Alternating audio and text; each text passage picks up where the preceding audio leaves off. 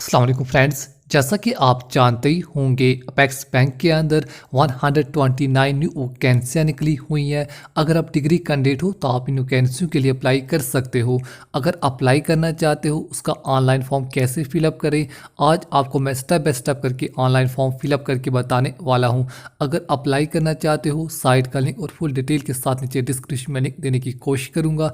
वहाँ पर क्लिक करके फुल डिटेल्स क्या क्या रिक्वायरमेंट, इंपॉर्टेंट डेट्स वहाँ पर मैं तमाम दिया गया है। उसके बाद जैसे अप्लाई वाले टैग पर क्लिक करोगे आप इस पेज पे आ जाओगे। यहाँ पर फॉर्म की स्टार्ट डेट, लास्ट डेट वगैरह मेंशन की गई है।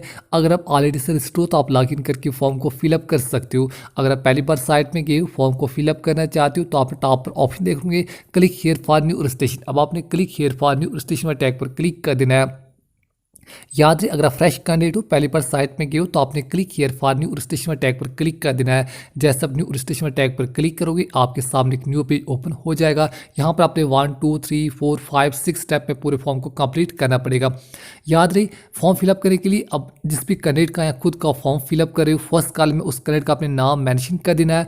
याद रही, फर्स्ट कॉलम में सिर्फ फर्स्ट नेम मेंशन करने के बाद दोबारा से कन्फर्म फर्स्ट नेम में उसी फर्स्ट नेम को आपने दोबारा से रिपीट कर लेना है। मैं आपको बताने के लिए फॉर्म में XYZ का यूज़ कर रहा हूँ। आपने नाम बिल्कुल ध्यान से मेंशन करने के बाद अगर आपका कोई भी मिडिल नेम है तो आपने मिडिल नेम को 2 बार मेंशन कर देना है।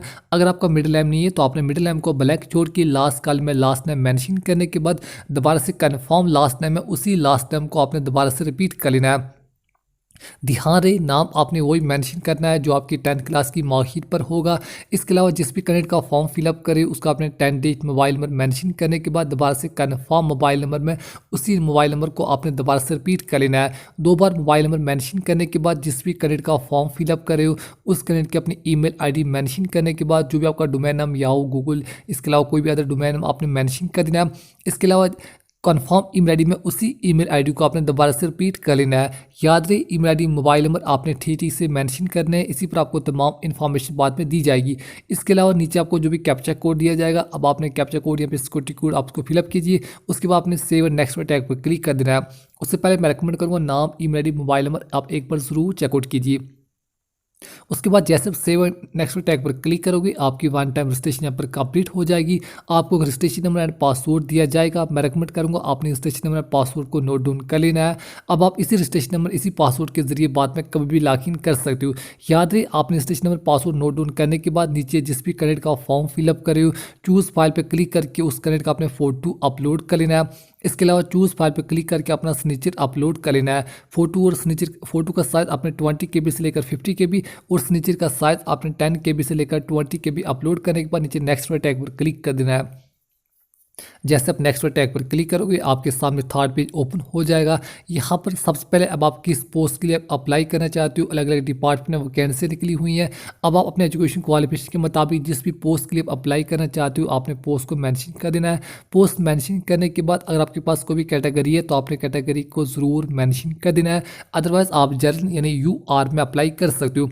कैटेगरी मेंशन करने के बाद अगर आप फिजिकल चैलेंज वगैरह हो तो आप पर यस मेंशन कीजिए, अदरवाइज आप पर नो मेंशन कर सकते हो।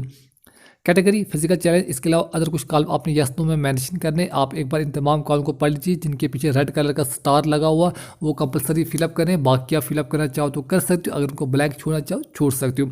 चलिए आप अपने अकॉर्डिंग इन कॉलम को यस नो में मेंशन कीजिए। इसके अलावा चलिए मैं थोड़ा सा नीचे आ जाता हूँ।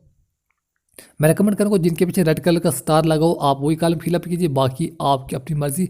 इसके अलावा चलिए मैं 1 बाय 1 करके इन तमाम कॉलम को यस नो में मेंशन कर देता हूँ। आप अपने अकॉर्डिंग इन कॉलम को यस नो में मेंशन कर सकते हो। अब आप इसकी किस रीजन से आप बिलोंग करते हो अपना रीजन अपने मेंशन कर देना है। अगर मध्य प्रदेश के डोमिसाइल हो तो आप यस मेंशन कीजिए। इसके अलावा किस रीजन से आप बिलोंग करते हो अपना रीजन मेंशन करने के बाद अगर आप माइनॉरिटी रीजन से बिलोंग करते हो तो ही आपने यस मेंशन करना है, अदरवाइज आप नो मेंशन कीजिए। याद रहे, अगर आप माइनॉरिटी रीजन से बिलोंग करते हो तो ही आपने यस मेंशन करना है, अदरवाइज आप नो मेंशन कर सकते हो। इसके अलावा एक्स-सर्विसमैन या फिर फिजिकल हैंडीकैप वगैरह हो तब यस मेंशन कीजिए, अदरवाइज आप नो मेंशन कर सकते हो। चलिए मैं अपने अकॉर्डिंग इन कॉलम को यस नो में मेंशन कर देता हूँ। नेशनल इंडियन आएगा, सिर्फ इंडिया के कैंडिडेट इन पोस्टों के लिए अप्लाई कर सकते हो। अब आपने सेंटर ऑफ प्रेफरेंस यहाँ पर चूज़ कर लेना, अलग अलग प्रेफरेंस आपको दिए गए। मैं रेकमेंड करूँगा जो भी आपको लोकल नज़दीक का सेंटर पड़ता हो फर्स्ट प्रेफरेंस आप उसी को मेंशन कीजिए। उसके बाद सेकंड प्रेफरेंस, उसके बाद थर्ड प्रेफरेंस, उसके बाद फोर्थ प्रेफरेंस। आपने 1 बाय 1 करके तमाम 4 की 4 प्रेफरेंस यहाँ पर मेंशन कर देनी है।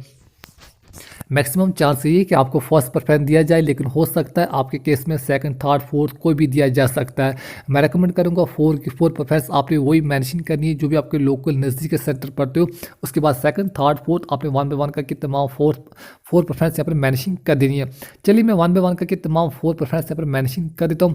प्रेफरेंस सेंटर बिल्कुल एग्जामिनेशन सेंटर बिल्कुल ध्यान से मेंशन कीजिए।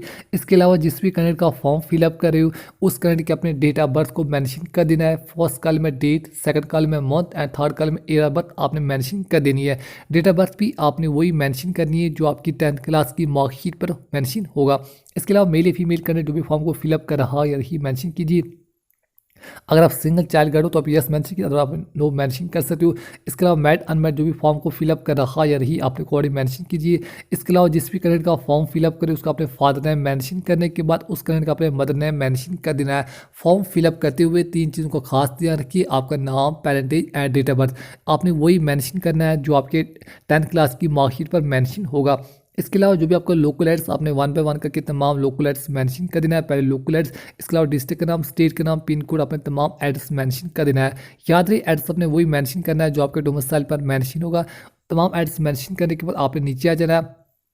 नीचे अगर आपका पैरामीटर एड्स और पैरामीटर सेम है तो आपने उसी सेम वाले टैग पर क्लिक कर देना है। इन केस अगर आपका अलग से है तो आप अलग करके भी मेंशन कर सकते हो, लेकिन एड्स बिल्कुल ध्यान से मेंशन कीजिए। नीचे आप इन दोनों में से कोई भी एक टिक कर सकते हो। जितनी भी अमाउंट आपसे काटी जाएगी वो अमाउंट आपको शो हो जाएगी। अब आपने सेव एंड नेक्स्ट टैग पर क्लिक कर देना है।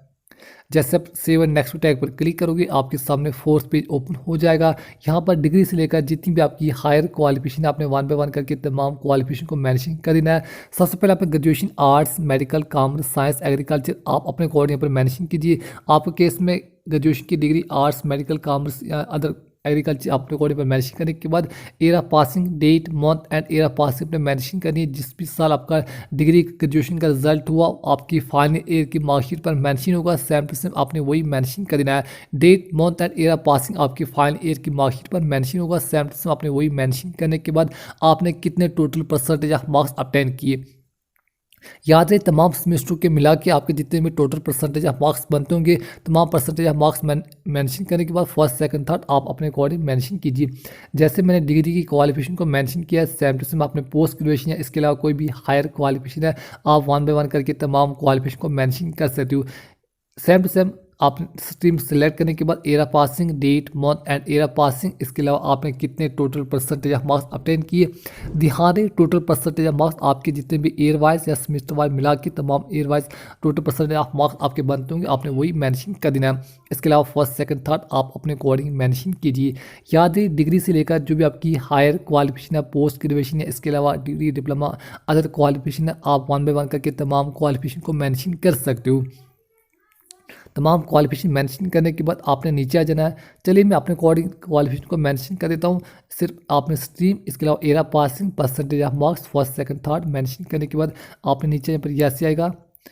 उसके बाद अगर आपके पास कोई भी एक्सपीरियंस डिटेल्स है तो यहाँ पर आप कहाँ से लेकर कहाँ तक ऑर्गेनाइजेशन, पे स्केल आपने तमाम डिटेल्स को मेंशन कर देना है। इसके अलावा आप जिस भी लैंग्वेज में आपको रीड, राइट एंड स्पीक और आती है उस लैंग्वेज को आपने मेंशन कर देना है। कम से कम आपने एक लैंग्वेज को ज़रूर मेंशन कर देना है जिसमें आपको रीड, राइट एंड स्पीक वगैरह आती हो। आप इंग्लिश, हिंदी, तमिल, संस्कृत, बंगाली, उर्दू जिस भी लैंग्वेज में आपको रीड, राइट एंड स्पीक वगैरह आती हो उस लैंग्वेज को आपने मेंशन कर देना है। लैंग्वेज मेंशन करने के बाद आपने रीड, राइट एंड स्पीक वाले बॉक्स पर टिक मार्क लगा देना है। याद रही कम से कम आपने एक लैंग्वेज को ज़रूर मेंशन कर देना है। ज़्यादा से ज़्यादा आप 3 लैंग्वेज के ऊपर मेंशन कर सकते हो। उसके बाद आपने सेव एंड नेक्स्ट टैग पर क्लिक कर देना है।